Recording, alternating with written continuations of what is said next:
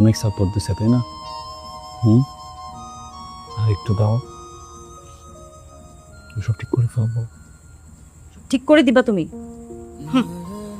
এটাই, এই আশাতেই ছিলাম যে সবকিছু ঠিক হয়ে যাবে একটা দিন। 1 বছর হয়ে গেছে, কিচ্ছু ঠিক হয় নাই।